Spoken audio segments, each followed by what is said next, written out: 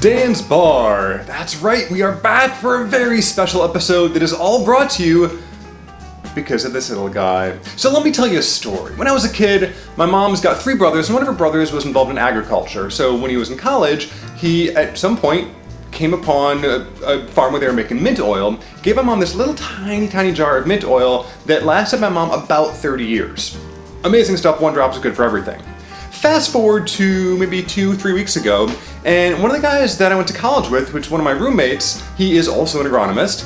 Side note, he had pet cockroaches that were adorable. They were named Romeo and Juliet. Anyway, he was also working at a mint farm, and he was taking a video of how they were processing the mint, how it was turned from the mint plant into the mint oil, which made me realize why all my previous efforts to make mint oil had been not successful, because of the sheer amount of mint it took to actually make any quantity of mint oil. So I said, dude, this is awesome, any chance I could get some of that? And he did, and so I am now the proud owner of a little bottle, courtesy of Kane Mint Farms and Norman Seed and Service. So today we're gonna make a really good mint julep with mint oil, and this is gonna give you perspective of just how potent pure mint oil is. Now, most of the mint from this farm, the mint oil that they produce, goes to gum, toothpaste, that kind of thing, but because we have some, we're gonna make a mint julep without actually muddling any mint. And all it's gonna take is 1 drop.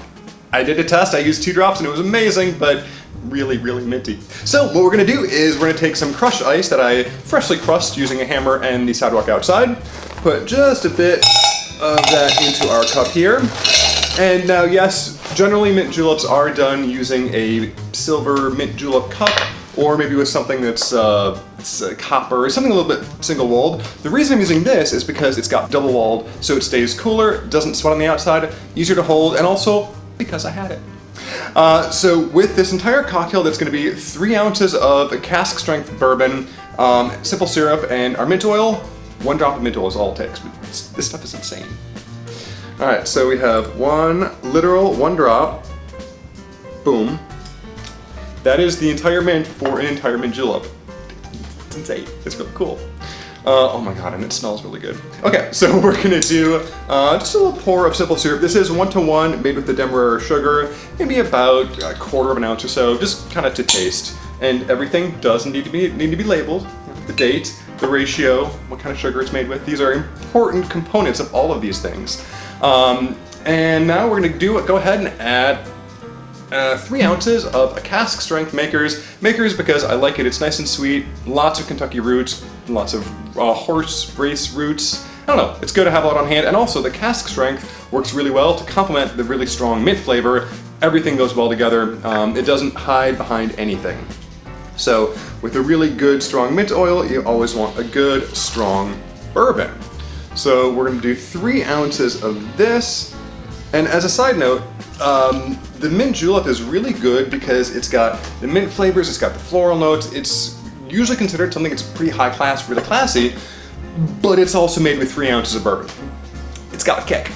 So classiness, while also having a punch to take you through your horse watching derby-ness things. Clearly I'm not up on that.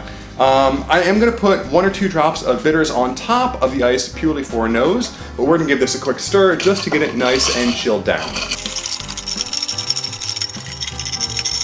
It's hard to tell you just how amazing the aroma in this room is right now from the mint. Just saying. All right, so now we have everything mixed up together. We got the flavors that we need. We're gonna top it off with the mint, with crushed ice, get it really nice and topped off, almost give it a dome of crushed ice. Because this is really what makes the mint julep last a long time. As time goes on, the water dilutes it more, and so different flavors can come out from the bourbons, from the different flavors inside. So you really do get a flavor that adapts as time goes on. So it's a really interesting drink that it's good to sip it slowly because you can get a lot more flavors and different flavors as time goes on.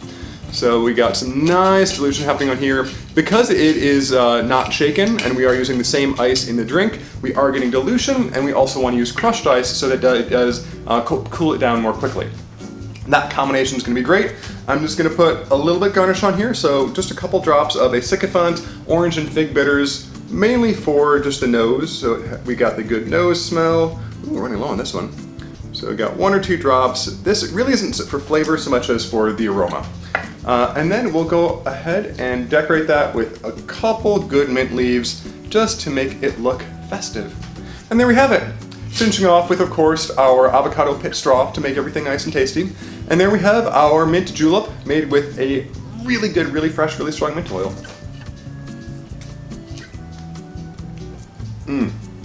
Holy crap.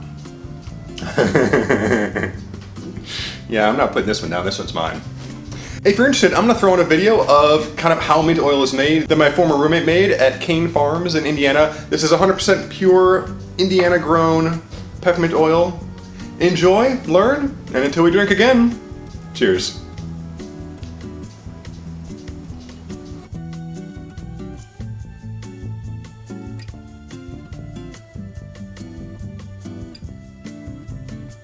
We're usually up before the sun is up.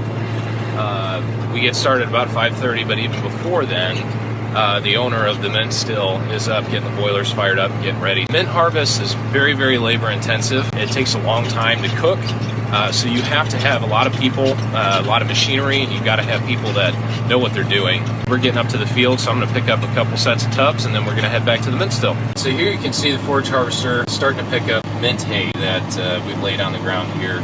Yesterday, it's probably been sitting for 24 hours now. We try to get some moisture out of there so it doesn't take as much to cook.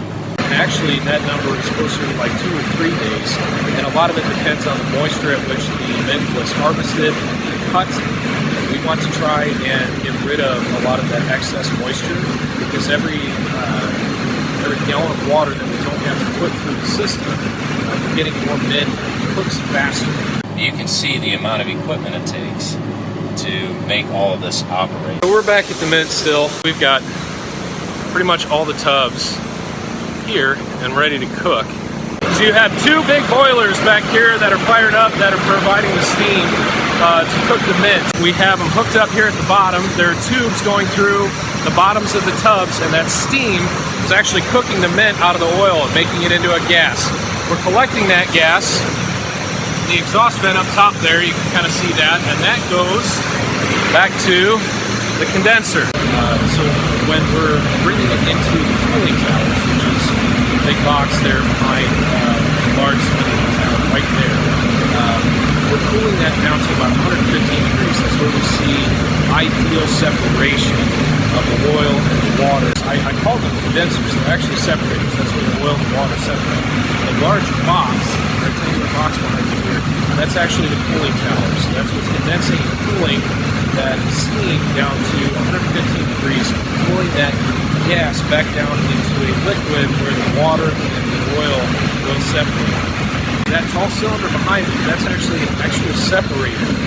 So we actually go through all the water that goes through the condensing and the separators, and we get maybe 95% of the oil that's in that condensed steam mixture there. We will actually reheat and recondense the leftover effluent, if you want to call it that, leftover water, reprocess that. The condensers will separate the water from the oil. You can see all the different bays there. We've got one running right here. So when we start to see more water than oil, we'll test for that. We know that it's done. We'll pull the tubs back out to the field. But we definitely try to be as efficient as possible, as quick as possible, but also as safe as possible, because we want to keep the mint still running at the fullest capacity. So this is the cooked mint that we're dumping. It'll go ahead and raise that up, and then you've got a man that's working the field, which is actually this guy right here with the loader on it, and he'll push that into a pile after he's dumped it. We spread this back out over the field with a manure spreader. It does have some nutritional value. I'm going to show you this really quickly, how we actually drain off oil. We're separating, draining the oil off of the water, and it's all controlled by this little lever right here. So you got to have a single person running each of these to make sure that we're actually draining off the right amount. But the idea is, as we turn the valve, or as we open the valve, it's pushing water up from the bottom, and therefore pushing up on that oil and draining that off. That actually will end up going all the way to the very end to a barrel. So there's a scale and there's a barrel that we're draining all of that oil into. So when that hits about 460, that's when we know we're really getting close there. So that's how the draining of the oil works. We have a lot of barrels to fill. We still have a long ways to go, probably a couple weeks at this point, but that's how we drain off the oil.